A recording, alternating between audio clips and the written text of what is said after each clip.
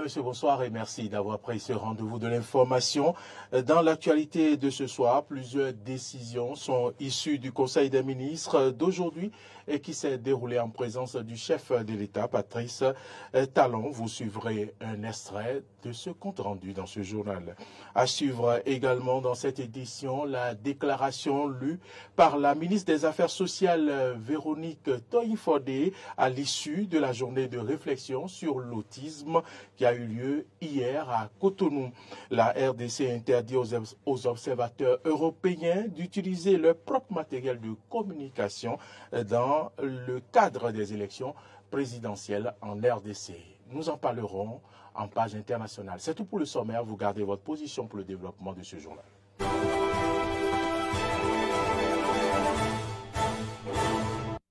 Merci à toutes et à tous de votre fidélité et bienvenue dans ce journal. Le Conseil des ministres s'est déroulé aujourd'hui en présence du chef de l'État, Patrice Talon. Plusieurs décisions ont été prises, dont les mesures incitatives pour l'amélioration des conditions et modalités d'accès au financement du Fonds national de développement agricole, FNDA, au profit des exploitants et des petites et moyennes entreprises agricoles. Suivons ici un extrait du compte rendu lu par le secrétaire général adjoint, porte-parole du gouvernement, Wilfried Léandre Oumboudi. S'agissant des mesures normatives, il a été adopté, au titre de ces mesures, les décrets d'application de la loi numéro 2021-01 du 3 février 2021 sur la biosécurité en République du Bénin, ainsi que ceux portant réglementation du permis de construire et du permis de démolir en République du Bénin. Intégration dans le corps de la magistrature de 85 auditeurs de justice. S'agissant des communications, en point 1, mesures incitatives pour l'amélioration des conditions et modalités d'accès au financement du Fonds national de développement agricole, FNDA, au profit des exploitants et des petites et moyennes entreprises agricoles. Le principal objectif du FNDA est de favoriser la promotion des filières agricoles en facilitant l'accès au financement pour inciter l'investissement privé dans le secteur à travers des subventions ciblées et des instruments financiers adaptés dans la perspective d'une meilleure exploitation du potentiel agricole national, l'amélioration des revenus tirés de l'agriculture ainsi que la sécurité alimentaire. À cet égard, des mesures incitatives avaient déjà été mises en place. Elles ont donné lieu jusqu'ici à 396 engagements du Fonds pour un montant de 16 944 226 301 francs CFA au profit de 1541 promoteurs, dont 339 engagements du guichet accès aux services financiers pour un montant de 14 600 306 301 francs CFA en faveur de 1484 projets garantis, bonifiés ou refinancés. 1.2. Compte rendu des travaux du Comité national de supervision sur la mission des pôles d'experts chargés de revisiter avec les communes les opérations de lotissement-remembrement urbain proposées à l'annulation. L'examen du rapport a révélé la nécessité de vite encadrer l'occupation du sol et l'aménagement du territoire dans les chefs-lieux de département, ainsi que dans les centres agglomérés d'importance avérée, afin de consolider les investissements du programme d'action du gouvernement sur ces territoires. Au chapitre des rencontres et manifestations internationales, il a été autorisé l'organisation au Bénin, le 15 décembre 2023, de la 20e réunion du comité de pilotage du projet de développement de l'autoroute du corridor Abidjan-Lagos. La participation du Bénin au 4e forum africain de haut niveau pour les femmes, la paix et la sécurité, les 13 et 14 décembre 2023 à Addis Abeba, en Éthiopie, à la 35e session ordinaire du Conseil des ministres de tutelle de la Conférence internationale de la prévoyance sociale du 13 au 15 décembre 2023 à Ouagadougou, au Burkina Faso. Vous suivrez donc le point complet du Conseil des ministres juste après ce journal. Autre information, le ministre des Affaires sociales et de la microfinance a organisé hier au Palais des Congrès de Cotonou une journée de réflexion sur l'autisme. L'initiative s'inscrit dans le cadre de la célébration en différé de la 30e édition de la Journée internationale des personnes handicapées. Suivez le compte rendu de Clémence Tonoukoué. Attirer l'attention du public sur la question de l'autisme, grave trouble de développement qui réduit la capacité à communiquer et interagir, tel est l'objectif de cette journée de réflexion. En choisissant de réfléchir sur cette pathologie à l'occasion de la Journée internationale des personnes handicapées célébrée le 3 décembre de chaque année, le ministère des Affaires sociales entend promouvoir les droits de cette couche de la société. Pour cela, il convient de relever certains défis. Connaître l'effectif des agrégés des personnes handicapées au Bénin, rendre les infrastructures socio-communautaires à l'accessibilité universelle, faciliter l'accès aux aides techniques prioritaires aux personnes handicapées, prendre en compte la question du handicap dans l'élaboration des politiques et programmes des ministères sectoriels, appliquer avec courage et détermination la mise en œuvre des décrets d'application de la loi et le respect des termes de la Convention relative aux droits des personnes handicapées.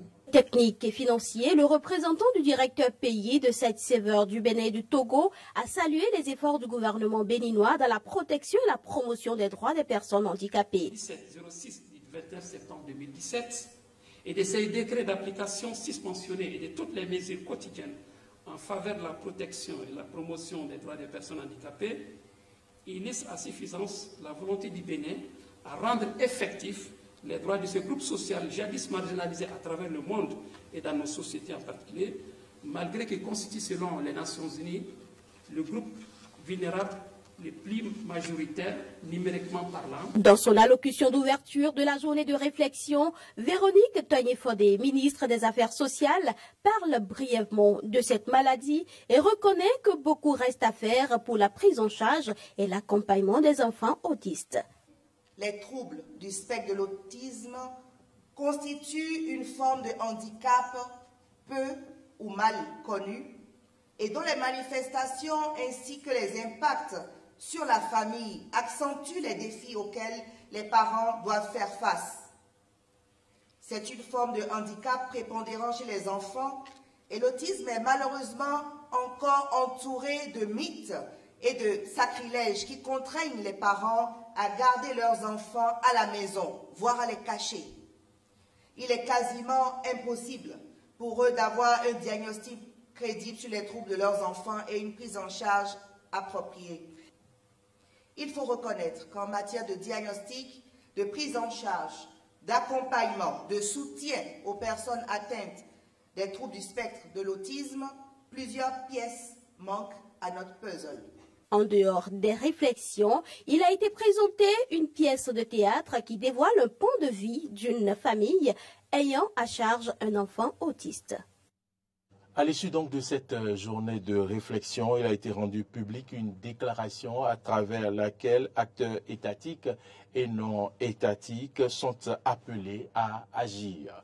Suivez ici un extrait de la dite déclaration lue par la ministre des Affaires sociales, Véronique Toigné-Fodé. Elle est au micro de Clémence Tonoukoué. Parfois assimilé à la sorcellerie ou à des comportements déviants, l'autisme continue de faire l'objet de nombreuses spéculations dont la finalité est de refuser aux enfants concernés leur humanité et leur droit de vivre et surtout de s'épanouir au sein de nos communautés. C'est au regard de ces pratiques d'exclusion que j'appelle l'ensemble des acteurs étatiques et non étatiques à agir ensemble. Agir en faveur de la reconnaissance de l'autisme comme un trouble handicapant et limitant les capacités des enfants atteints, agir en vue d'offrir un espace d'expression pluriel des besoins des enfants autistes et de leurs parents afin de favoriser leur inclusion sociale, y compris en milieu scolaire. Agir en vue d'engager des travaux de recherche-action sur les troubles neurodéveloppementaux en général et sur les troubles du spectre autistique en particulier, afin d'impulser l'éclosion d'évidences permettant de mieux adresser le phénomène. Agir pour le renforcement des capacités des spécialistes, des professionnels de la santé afin d'améliorer la chaîne de détection, de prise en charge et d'accompagnement des enfants autistes. Agir enfin pour construire un réseau solide de professionnels engagés aux côtés des structures étatiques pour l'élaboration, la mise en œuvre et le suivi et évaluation des politiques publiques inclusives garantissant le plein épanouissement des enfants autistes dans un environnement exempt de discrimination. Diffamation, calomnie, plagiat, violation de la vie privée, non-respect du principe de la contradiction dans des décisions rendues publiques hier à la maison et des médias lors d'un point de presse, l'ODEM. Entendez l'Observatoire de la déontologie et de l'éthique dans les médias dirigé par Vital Arotondi a donc condamné les directeurs de publication et des journaux, L'Enquêteur et Le Pays émergent. Suivez. Par lettre du 7 octobre 2023, M. Waliou Laye Libanio, directeur de réglementation comptable du Trésor public au Bénin, a saisi l'ODEM d'une plainte contre le directeur de publication du quotidien L'Enquêteur pour diffamation et dénonciation calomnieuse. Les faits. Dans sa parution numéro 527 du lundi 11 septembre 2023, le journal L'Enquêteur titre à la une Libanio Waliou, un opposant infiltré dans les bottes de Talon. Point. Mais à l'observation, le journal n'a fait que poster la une de cette parution et jusqu'à ce jour, aucun contenu n'a été rendu disponible à l'ODEM pour lecture. Conformément à ces tests, l'ODEM a invité le directeur de publication du journal L'Enquêteur pour écouter sa version des faits. Il s'est fait représenter par M. Landry Fouetton, rédacteur en chef du dit journal. L'Observatoire de la déontologie et de l'éthique dans les médias a donc porté des appréciations sur les faits. De l'analyse de la plainte et du titre affiché à la une, les observations ci-après s'imposent. L'ODEM constate que l'auteur de l'article incriminé n'a donné aucun contenu à son titre. 2. Lors de son audition au siège de l'Observatoire, le représentant du journal L'Enquêteur s'est confondu en excuses et a déclaré que l'auteur de l'article aurait été abusé par ses informateurs. L'ODEM a déclaré recevable la plainte, mais a condamné le directeur de publication du quotidien L'Enquêteur. L'ODEM condamne le directeur de publication du quotidien L'Enquêteur pour violation des dispositions ci-après du Code de déontologie et d'éthique dans les médias. Article 2, alinéas 1 et 2. Le journaliste publie uniquement les informations dont l'origine, la véracité et l'exactitude sont établies. Autre sujet abordé par l'Observatoire concerne Nazé Vikou, directeur de publication du journal Le Pays émergent, qui est impliqué dans un dossier de diffamation, de dénonciation calomnieuse et harcèlement par moyen de son journal. Le journal Le Pays émergent titre à la une. Le vendredi 10 mars 2023, mauvaise pratique à la Fédération béninoise de football, le SG Claude Paki, le SA Zéphirin Deguénon et l'AP Nelson Avademe, des collaborateurs encombrants qui sabotent les actions du président Mathurin de Jacques. Le lundi 13 mars 2023, quand Zéphirin Deguénon menace les arbitres lors du match Dynamo de Parakou Soleil FC par des comportements agressifs. Autre publication.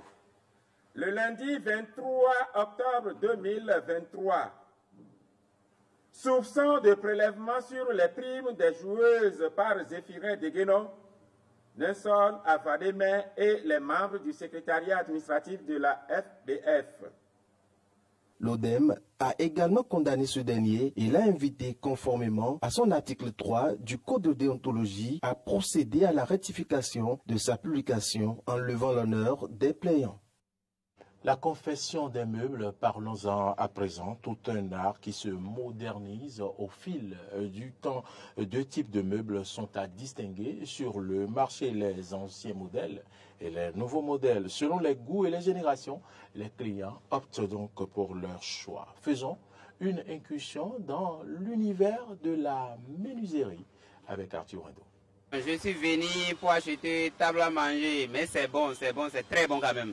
Jeune thé noir, taille moyenne, Martin Kayentor est un jeune de la trentaine environ qui a voulu se faire plaisir en venant ici acheter une table à manger. Ce qu'il a vu ici l'intéresse. Parce que j'ai cherché une table à manger quelque part, mais ce que j'ai vu ici là, c'est ça qui me plaît. C'est pourquoi j'ai venu ici pour acheter. Sur l'un des stands d'exposition de vente situé non loin du Seuil Godomain, il existe deux sortes de meubles. Les meubles nouveaux modèles et les anciens. Le goût varie d'une personne à une autre. Pas trop de différence côté prix. Bon, on fait les deux parce que il a des jeunes aujourd'hui. Les jeunes aujourd'hui aiment des modèles de choses là, des nouveaux modèles. Les jeunes aiment des nouveaux modèles, mais les vieux là aiment des anciens modèles. Par exemple, il a des lits simples que les jeunes aiment et les lits à clé que les vieux aiment.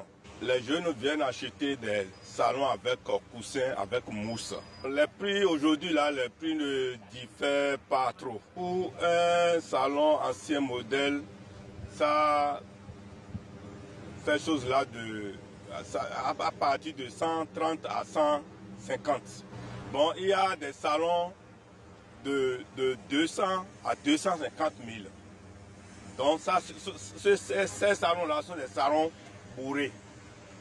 Ici par contre, vers l'échangeur de Godomain, la modernité dans la conception de ces meubles est de mise, quand bien même il y a la présence des deux types de modèles. Nous faisons tous ces modèles-là, mais de façon un peu plus modérée. Vous voyez, ce n'est plus à l'ancienne, non.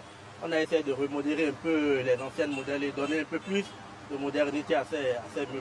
Ouais, mais ce n'est plus comme les autres motifs qu'on a l'habitude de faire. On a essayé de mettre un peu de modernité dans ces meubles. Et puis ils aiment toujours. C'est souvent les lits de 3 places, de 2 places, aussi surtout les armoires, 3 battants et 2 battants aussi. C'est souvent ce qu'ils payent. À part ça, il y a maintenant les salons bourrés, les divans, ces trucs-là qu'ils aiment très bien. Être professionnel dans un domaine précis, c'est aussi se mettre à jour face à l'évolution du monde. À bon entendeur, salut. Hors du Bénin à présent, la République démocratique du Congo interdit aux observateurs européens d'utiliser leur propre matériel de communication dans le cadre des élections présidentielles. Cela a conduit à l'annulation de la mission de l'Union européenne pour les élections qui devraient se dérouler le 20 décembre. Les autorités de la République démocratique du Congo ont opposé un refus à l'Union européenne quant à l'utilisation de ces équipements satellitaires pour la mission d'observation des élections prévues le 20 décembre. Ces autorités évoquent des inquiétudes quant à la possible manipulation des résultats. Le 29 novembre, l'UE a annoncé l'annulation de sa mission, invoquant des raisons techniques. Certains équipements de télécommunications essentiels n'ont pas été mis à leur disposition. Une demande d'utilisation de téléphones satellitaires a été introduite le 6 novembre. La nécessité de ce matériel de télécommunication a été mentionnée précédemment dans un accord administratif. Et à ce jour, le matériel de télécommunication nécessaire n'a pas été autorisé à être utilisé par les observateurs. Bien que le gouvernement congolais ait exprimé ses regrets face à cette décision, des sources proches du dossier révèlent que l'annulation découle du blocage d'une demande d'autorisation d'équipements satellitaires. Cette demande, soumise 2 mois auparavant, n'ayant pas reçu de réponse à la mi-novembre, Bruxelles a fixé un ultimatum au 29 novembre. Suite à l'expiration de ce délai, des responsables congolais ont informé des représentants de l'UE que leur demande était rejetée. La justification avancée par le gouvernement est que ces équipements auraient pu être exploités pour manipuler les résultats électoraux. Face à cette situation, les autorités congolaises ont proposé que l'UE achète les équipements localement. Cette affaire intervient dans un contexte où certains candidats à la présidentielle font l'objet d'attaques sur un prétendu soutien étranger. Les élections du 20 décembre seront surveillées par des organisations telles que le Centre Carter, basé aux États-Unis, et une équipe de la Communauté de développement de l'Afrique australe, en plus de la société civile et des églises congolaises. Madame, Monsieur, c'est par cette information que se referme ce journal. Merci à toutes et à tous de l'avoir suivi. L'information, vous le savez, continue sur nos différentes plateformes, YouTube, Facebook, Twitter, et sur notre site internet www.belen-eden.tv. Vous pouvez nous suivre sur la TNT. Nous sommes au numéro 10, mais également, vous pouvez télécharger notre application sur Play Store ou Web Store. L'application Eden TV, Diaspora FM, à installer sur votre téléphone. Bonne suite de nos programmes et bonsoir.